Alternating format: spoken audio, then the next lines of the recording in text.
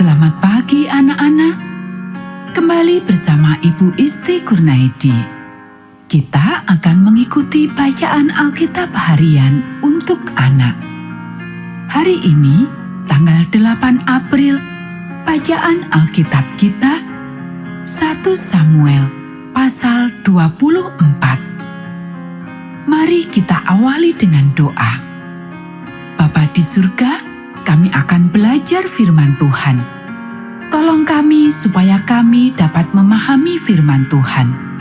Dalam nama Tuhan Yesus kami berdoa. Amin. Daud membiarkan Saul hidup. Daud pergi dari sana lalu tinggal di kubu-kubu gunung di En-Gedi. Ketika Saul pulang sesudah memburu orang Filistin itu, diberitahukanlah kepadanya demikian. Ketahuilah, Daud ada di padang gurun En-Gedi. Kemudian Saul mengambil 3.000 orang yang terpilih dari seluruh orang Israel, lalu pergi mencari Daud dan orang-orangnya di gunung batu kambing hutan. Ia sampai ke kandang-kandang domba di tepi jalan. Di sana ada gua dan Saul masuk ke dalamnya untuk membuang hajat. Tetapi Daud dan orang-orangnya duduk di bagian belakang gua itu. Lalu berkatalah orang-orangnya kepada Daud, "Telah tiba hari yang dikatakan Tuhan kepadamu. Sesungguhnya aku menyerahkan musuhmu ke dalam tanganmu. Maka berbuatlah kepadanya apa yang kau pandang baik." Maka Daud bangun, lalu memotong punca jubah Saul dengan diam-diam. Kemudian berdebar-debarlah hati Daud karena ia telah memotong punca Saul. Lalu berkatalah ia kepada orang-orangnya, "Dijauhkan Tuhanlah kiranya daripadaku untuk melakukan hal yang demikian kepada tuanku, kepada orang yang diurapi Tuhan, yakni menjamah dia, sebab dialah orang yang diurapi Tuhan." Dan Daud mencegah orang-orangnya dengan perkataan itu. Ia tidak mengizinkan mereka bangkit menyerang Saul. Sementara itu, Saul telah bangun meninggalkan gua itu, hendak melanjutkan perjalanannya. Kemudian bangunlah Daud. Ia keluar dari dalam gua itu dan berseru kepada Saul dari belakang. Katanya, "Tuanku Raja."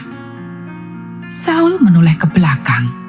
Lalu Daud berlutut dengan mukanya ke tanah dan sujud menyembah. Lalu berkatalah Daud kepada Saul, "Mengapa engkau mendengarkan perkataan orang-orang yang mengatakan, 'Sesungguhnya Daud mengikhtiarkan celakamu'? Ketahuilah, pada hari ini matamu sendiri melihat bahwa Tuhan sekarang menyerahkan engkau ke dalam tanganku dalam gua itu. Ada orang yang telah menyuruh aku membunuh engkau, tetapi aku merasa sayang kepadamu karena pikirku, aku tidak akan menjamah tuanku itu, sebab dialah orang yang diurapi Tuhan. Lihatlah dahulu ayahku, lihatlah kiranya punca jubahmu dalam tanganku ini. Sebab dari kenyataan bahwa aku memotong punca jubahmu dengan tidak membunuh engkau, dapatlah kau ketahui dan kau lihat bahwa tanganku bersih daripada kejahatan dan pengkhianatan, dan bahwa aku tidak berbuat dosa terhadap engkau, walaupun engkau ini mengejar-ngejar aku untuk mencabut nyawaku. Tuhan kiranya menjadi hakim di antara aku dan engkau. Tuhan kiranya membalaskan aku kepadamu, tetapi tanganku tidak akan memukul engkau. Seperti peribahasa orang tua-tua mengatakan, dari orang fasik timbul kefasikan, tetapi tanganku tidak akan memukul engkau. Terhadap siapakah Raja Israel keluar berperang? Siapakah yang kau kejar? anjing mati, seekor kutu saja. Sebab itu, Tuhan kiranya menjadi hakim yang memutuskan antara aku dan engkau. Dia kiranya memperhatikannya, memperjuangkan perkaraku, dan memberi keadilan kepadaku dengan melepaskan aku dari tanganmu. Setelah Daud selesai menyampaikan perkataan itu kepada Saul, berkatalah Saul, "Suara muka itu, ya anakku Daud?" Sesudah itu, dengan suara nyaring, menangislah Saul.